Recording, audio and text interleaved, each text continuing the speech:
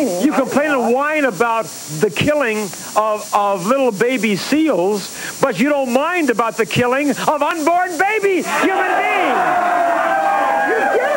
That's very inconsistent, isn't it? First of all, you're also very inconsistent. No, I think it's a very good analogy, don't you? No, I don't. No, I don't. Because why not? We're talking, because first of all, when a girl aborts a child, okay, she's not clubbing it to death with a club. It's an unborn thing. It is not a human being yet. Oh, yeah.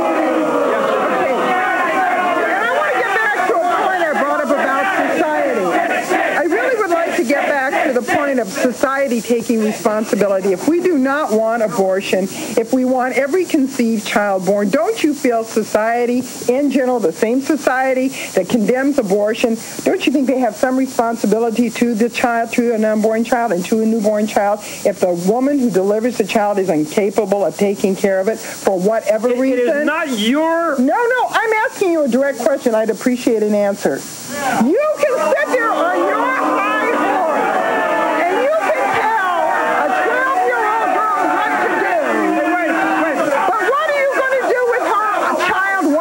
born. Are you going to try to help that child come into society and to be raised as a deaf... You're not interviewing me. I'm interviewing you. You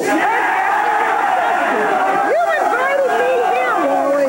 Hey, she thinks she's on... I'm raising the voice of reason, and you don't like to hear what reason has to say. She thinks she's on the Phil Donahue show or something. I ask the questions, Ann. You don't ask the questions. I ask the questions, don't I? Because your questions don't make sense, Wally, and mine do. Oh. Your questions are all rhetorical. Neither your questions or your answers make sense, do they? Yes, they do. You betcha they do. See, at least we Republicans, at least we conservatives and we Republicans... Who do not like poor people, who do not like the... Who do not say they're homeless on the street, who would like to see a girl turned out on her out of her house to become a homeless person to give birth to a baby that she'll leave in a trash can. You think that's better than the girl having the abortion, that she should have a baby and leave it in a trash can to die? Hold on. I say people, hold on.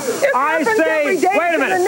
People like you do not have the right to say. And neither do people like you have a right to say what everyone quotes you do in society. I'm telling you this. I haven't finished my sentence yet. What I'm trying to say is people like you and in your party do not have the right to say who lives and who dies. And neither do you. You are actually imposing a death sentence on some children who are born out of wedlock. What is an abortion? What is an abortion? What is taking a newborn baby and dumping it in a dumpster? Do you know how many... What's the difference, Wally? There are many illegitimate children who were born out of wedlock, who were not aborted, who came to be our most brilliant and most wonderful leaders in this country. Yes, this is true. But what about the ones who became the criminals? What about the ones who were abused, who become child abusers, who become murderers, who become dope addicts and alcoholics? What about them? There are far more of them than there are of unborn, unwanted children who became somebody. Well, I'm telling you.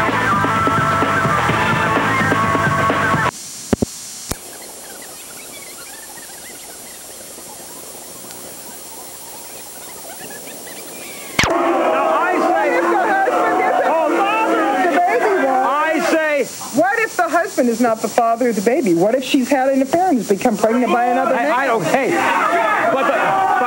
now you've created. But hold on. But the whole thing is, and as of now, a married woman, if she wants to kill her little child in her womb, she can. Hold on. Wally. She can do it without her husband's permission. And I say, hold on. I say it's as much the father's baby as it is the mother's baby.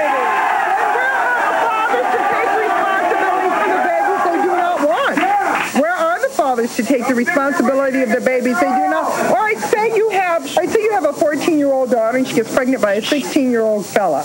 Okay? He's still in high school. She's barely in junior high or high school. He certainly doesn't want to ruin his life and marry a 14-year-old girl and change his whole life. But what about those who already are married, Ann? We're talking teenage girls now. now. The subject is teenage girls.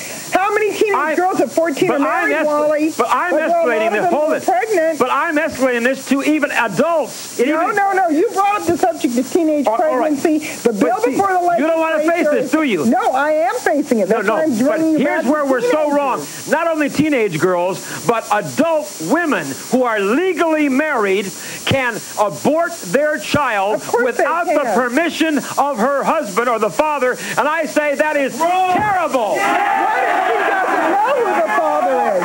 We do have a thing in this country called promiscuity.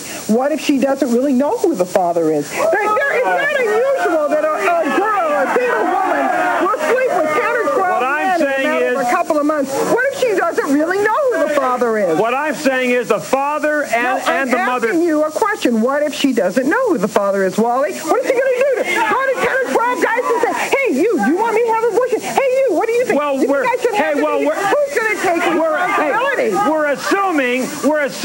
Well, you're assuming a hell of a lot. We're assuming the majority of women in America are decent and not tramps. I would hope you're right. We're assuming. I would hope you're right. We're assuming here the majority. I'm assuming here the majority of women in this country know who the father of their child is, right? I say a woman does know the father of her child, and she goes to him. She says, "I'm pregnant and I want an abortion," and he says no. Then okay, now is he willing to take the responsibility? Is he willing to adopt the child when it's born? Is he willing to support the child? Is he willing to see to the child? Yes, of course. And if he isn't, of course, then you women cannot have it all your way, can they?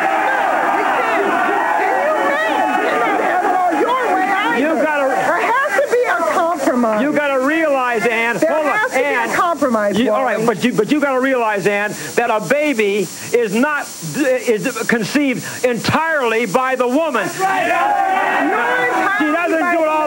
Again, you have to. The men have something to do with it, don't they? You betcha. And so I say. You betcha. So I say the men, the fathers, should also have a say in whether that child is killed. I'll be right back.